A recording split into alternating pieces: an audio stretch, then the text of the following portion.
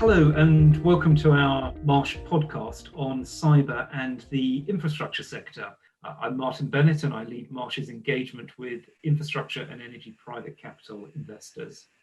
We're here today to explore how the infrastructure sector is tackling cyber risk. I'm pleased to be joined by a number of Marsh McLennan colleagues. Hello, my name is Amrit Hubie and I'm the Global Head of Infrastructure at Mercer. In that role, I'm responsible for overseeing all of our research, advice and solutions to institutional investors that are interested in allocating to unlisted infrastructure within their portfolios as an asset class.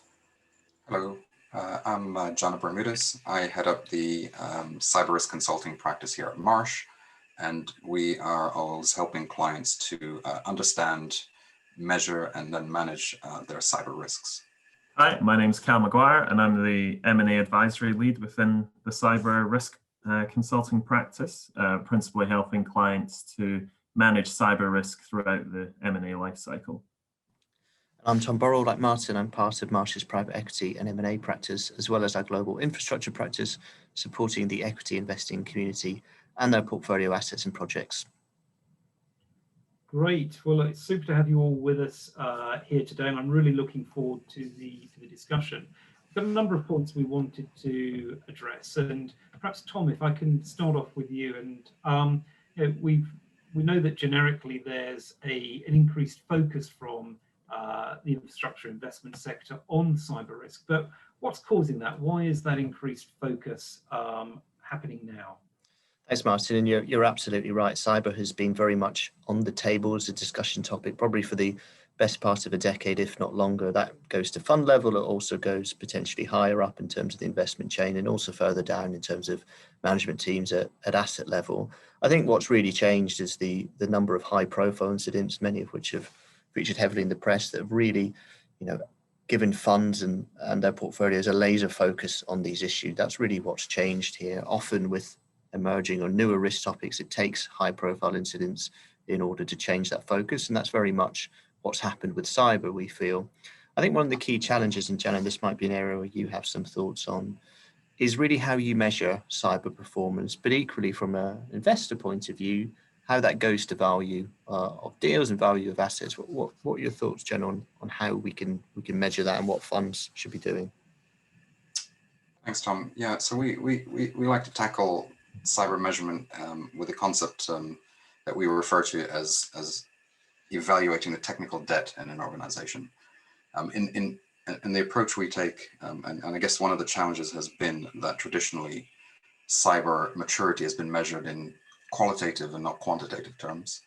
And so the approach that we like to take is to actually move beyond that, to understand the qualitative posture of cybersecurity within an entity or an asset, and then move beyond that and to start to measure the total quantum related to those cyber risks. And what that allows you to do is then bubble up that cyber risk to the enterprise level and compare your cyber risk in an apples to apples comparison with other typical risks like liquidity or supply chain risk.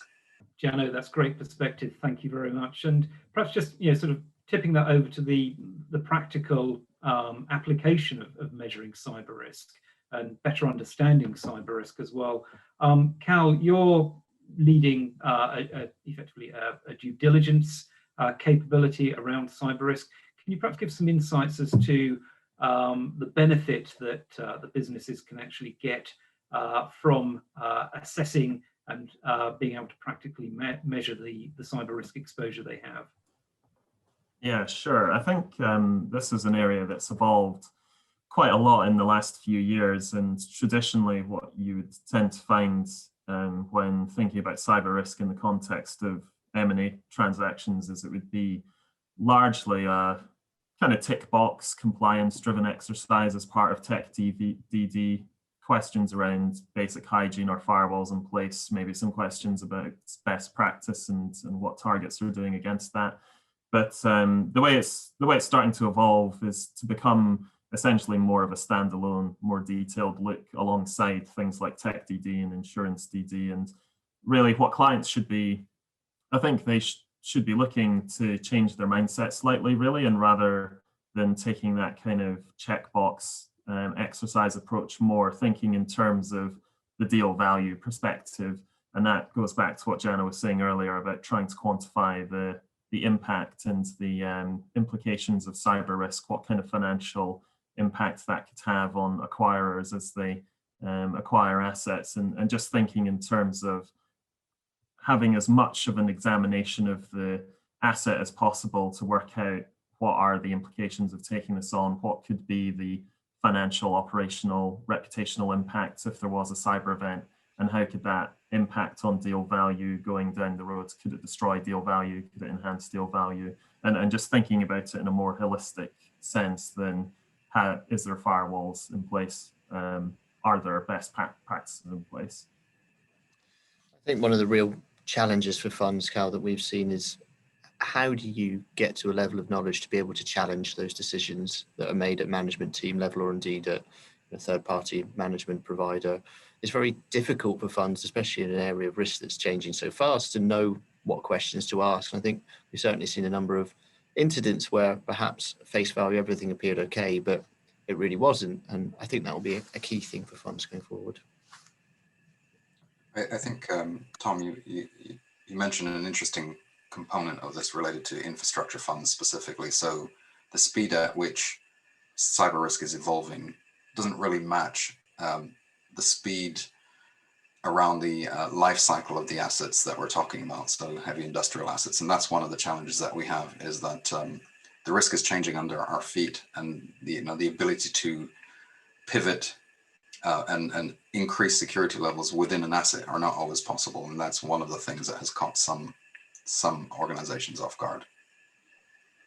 I know, I think that's an excellent point you make there. And we've spoken a lot around how fund managers can best understand and measure cyber risk exposure. But of course, the capital that those fund managers are deploying is coming from limited partners who have the ability to choose where they want to actually deploy their funds for best outcomes. And Amrit, from your perspective, in terms of advising those limited partners on deployment of capital, how are they considering cyber risk? What's really important for them as they're looking at this subject as well? Thanks, Martin. And just picking up a point that Tom made earlier, cyber is an area of increasing focus for LPs as well as GPs. Again, unfortunately, because of the increasing number of high-profile incidents that seem to be taking place. So from an LP perspective, there are three main areas of focus and potential concern. And these apply both at the underlying asset level, but also at the GP level as well. And there is a degree of commonality with what GPs are interested in, and also what Jano and Cal have also mentioned. So those three areas are operational, financial, and reputational. And just briefly across each three, the operational areas of interest for LPs are firstly, and obviously, the risk of asset shutdown, but then also potential second order effects like the environmental impact of an asset shutdown, but then also the potential health and safety impacts for employees at an asset or a business, and maybe the wider community. Financial aspects are clearly very important to LPs as well as GPs in terms of the potential impact on returns, but also, interestingly, maybe at more of a GP level or a third-party service provider level, the security around LP details is also quite important for understandable reasons. And then finally, the reputational aspects, again, firstly, most obviously, the association with a potential cyber event, but then secondly, the scrutiny that might result in for an institutional investor. So if we take an example of a corporate pension scheme, they may receive scrutiny from the corporate parent level, for example, as a group of trustees or an investment committee, but then also from their underlying pension scheme members. So this leads to a natural question, which is how can infrastructure GPs reassure LPs and build trust that these issues are being addressed? And I think there are a few aspects here. I think the first is to be open and transparent with LPs on how a GP is addressing cyber more generally. It may not be the most exciting aspect of infrastructure due diligence and asset management, but nonetheless, it's still an important one. And I think LPs do appreciate that level of insight. Secondly, related to that, a clear explanation of what the risks are and how they're being mitigated. So this ties in directly with the work that Jano and Cal mentioned. So increasingly, we are likely to see LPs wanting to see what third-party due diligence has been undertaken in this specific area, alongside other areas like technical and legal and insurance that are more firmly established. And again, that goes to both the asset level and also the GP level. So there are likely to be questions around what work are you doing at GP level in terms of incorporating cyber into your asset management strategy across assets, for example.